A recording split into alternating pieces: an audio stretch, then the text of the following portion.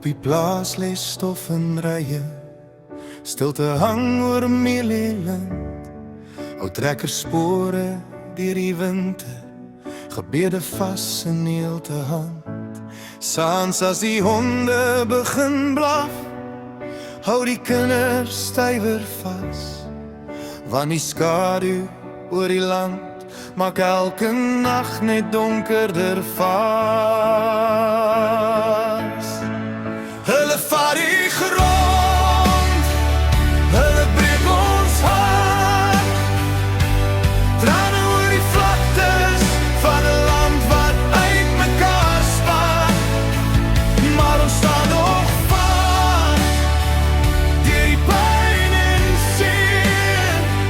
Ons bid vir vrede, nie vir nog geweld en meer. Oupa kyk oor droëine, met herinneringe in sy oë. Hy sê hier lê ons hele lewe, tussen die son en reënboogkleure mooi. Maar haat maak net meer wonde, en bloed laat niemand wen. Ons soek net weer 'n môre, waar ons almal veilig kan wees. Syde vat die grond, hulle breek ons hart. Trane oor die vlaktes van 'n land wat uitmekaar spat. Maar ons staan nog vas, deur die pyn en seer.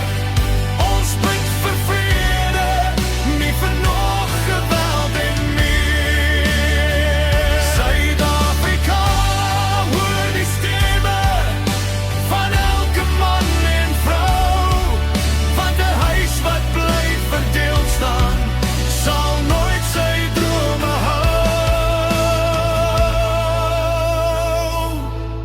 Laat die lande weer groen word, laat die kinders lag. Laat ons bou aan môres, sonder vrees in elke nag. Ons sal hoop bly dra, al waai die storm swaar.